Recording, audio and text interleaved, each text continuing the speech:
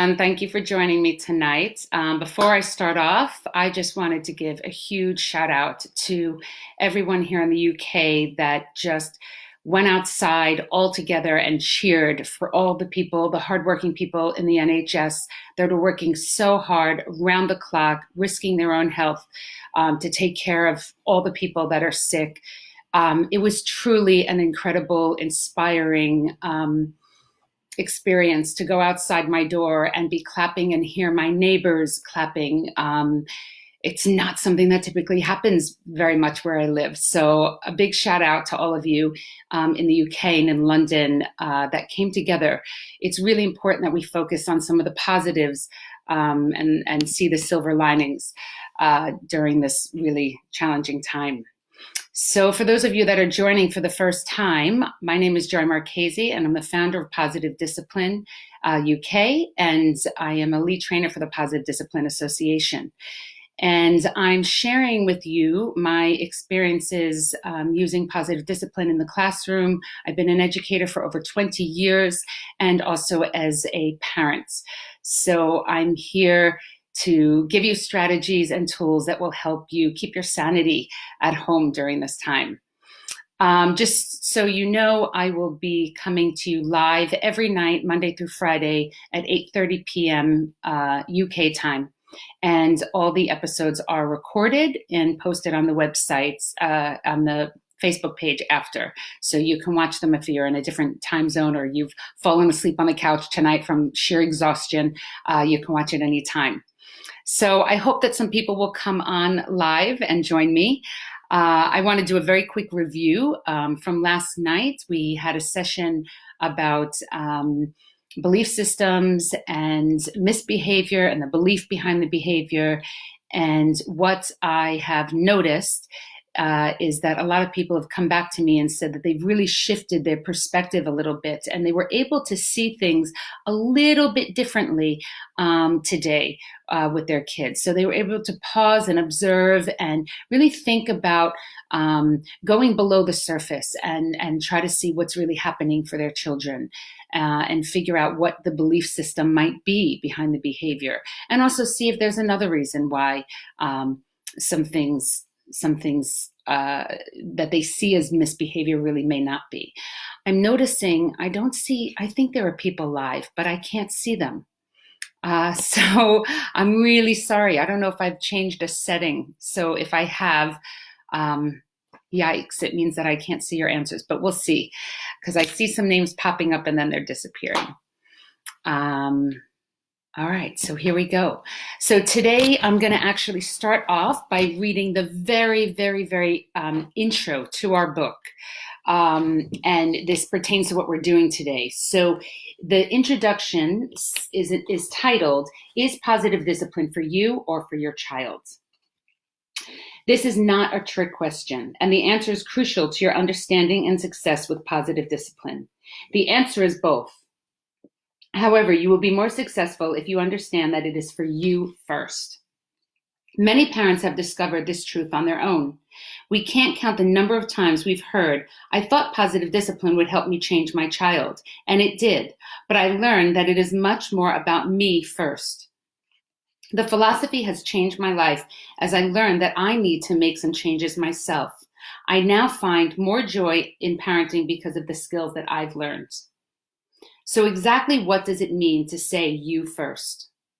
Positive discipline is based on universal principles of living that include connection and encouragement to increase belonging and significance, the primary goal of all people, social interest that includes contribution in family, classroom, workplace, and community, the development of compassion through understanding, I'm not going to read the whole book, I promise, the beliefs behind the behavior, motivation through kindness and firmness, skill development, not just for children, but also for adults, self-regulation, learning to control your own behavior before expecting children to control theirs, focusing on solutions, and last but not least, the joy of seeing mistakes as opportunities to learn.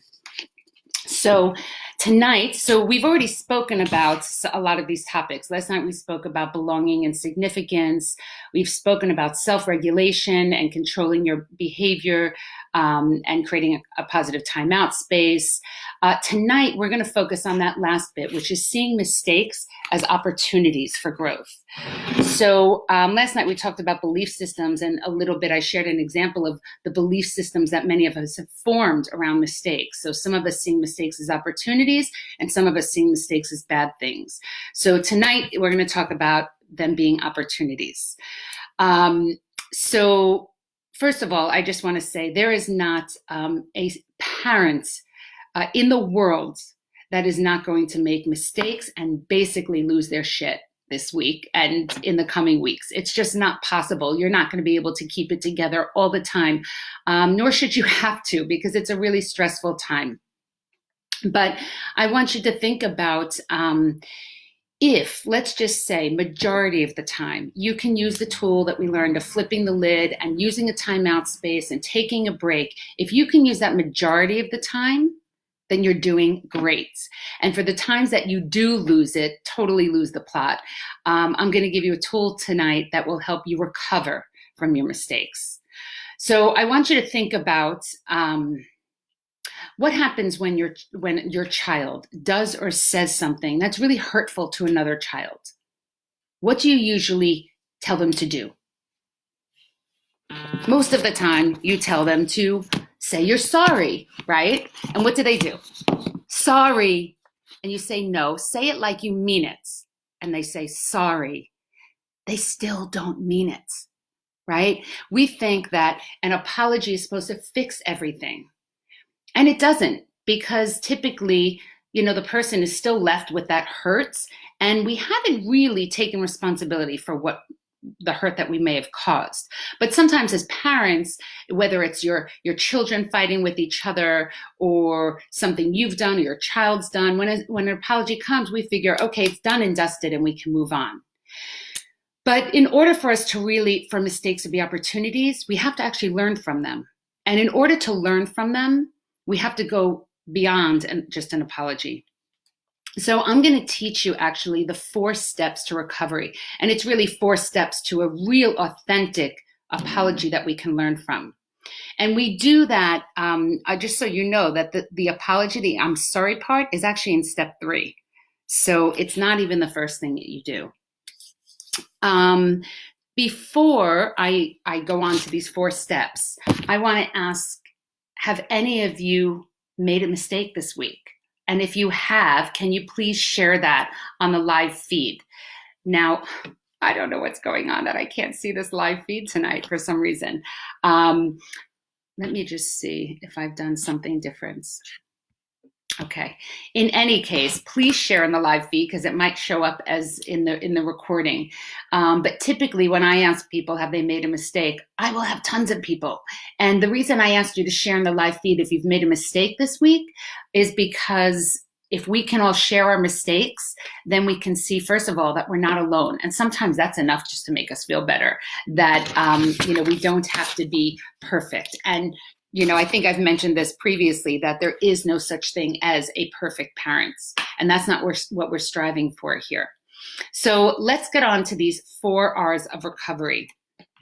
So the first R of recovery is actually to recognize your mistake.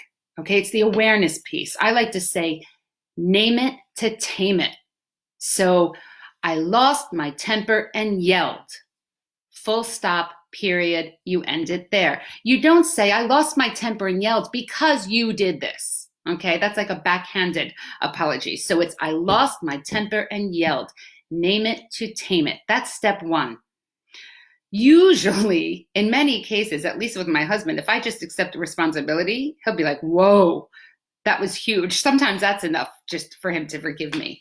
Step 2, the second R, is to reconnect. Okay, first of all, it's to reconnect with yourself. So try to get yourself back down here, but it's to reconnect with the person. So I haven't shared this yet, but my favorite, all-time favorite tool of positive discipline, this is a nugget, is connection before correction. Okay, so step 2 is to reconnect. Now you can reconnect with the child or the adult by getting down to their eye level or up to their eye level, depending on who you're speaking to. Okay, sit down at eye level, stand at eye level. To reconnect physically if you can. Sometimes that might be holding hands or a hand on the shoulder, okay? If you're comfortable to do that with the person. And one of the ways I also like to reconnect is with my words, by validating their feelings. So it might sound something like this. I lost my temper and yelled. I can see that really scared you. Boom. That's the first 2 steps. Now, let me tell you, most children at that point, they will completely forgive you. It's okay, mommy, right? Because children are so much more forgiving than adults. We know that, right? That doesn't mean you should end it there. You need to do all the steps. So step 3 is to reconcile. That's the apology. I'm sorry. Can you forgive me? Okay? And usually your child or the other person, of course I can forgive you. And you might even have a hug at that point. You're not done yet.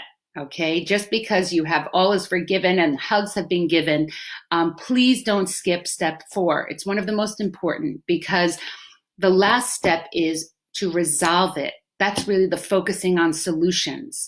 The reason it's important not to skip that step is because if you don't do step 4, it means that you might continue to keep making the same mistake over and over. So you're not really learning from it. So it's not really an opportunity.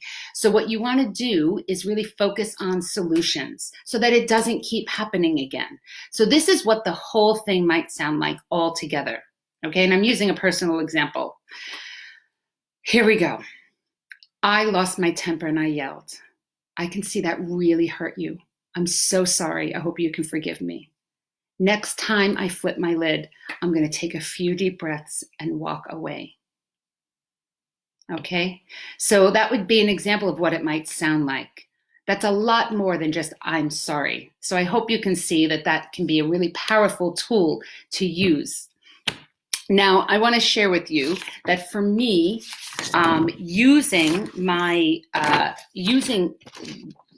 okay, let me backtrack for a second. Actually, for me, I don't have to use this so much with my daughter. Number one, she's only 2.5, and I don't lose it on her so much. And I have done things that I've had to use these 4 steps, but usually when I have, I can see that she is,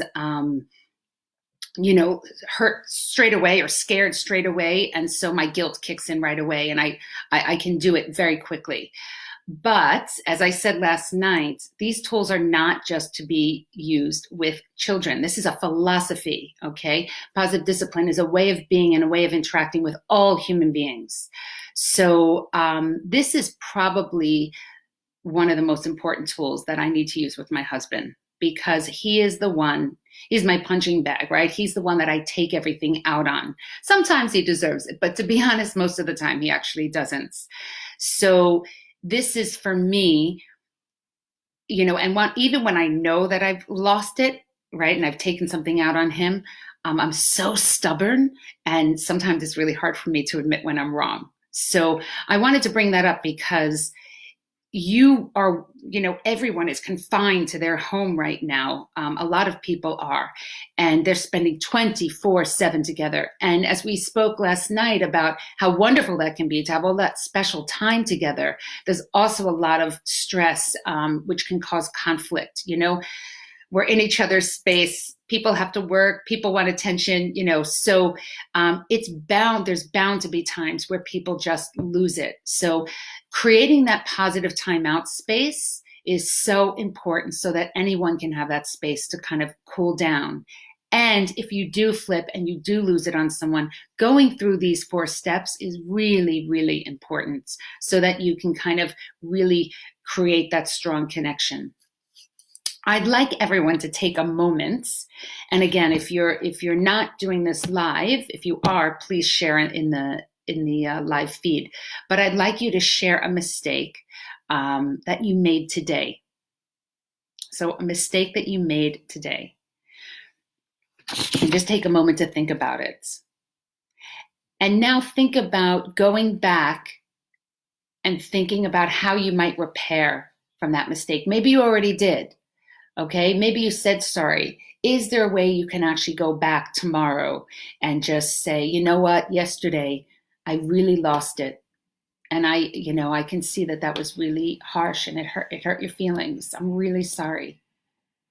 how can we speak to each other respectfully? Or how can we, work in the same space and not get on each other's nerves, and problem solve. Next week, we'll be talking about the problem solving steps, and we'll be talking about family meetings as well. So tune in next week. And if you found this session useful, please comment, please share with other parents. Tomorrow night will be our last evening for the week, and we're actually going to be talking about validating feelings and more about how we can connect before we correct. So I hope this was helpful. I kept it a little bit shorter tonight, but I hope that was a really useful tool for you. I know it will be for me, and I know that I actually have to use it tonight. So take care, be well, and see you tomorrow. Bye.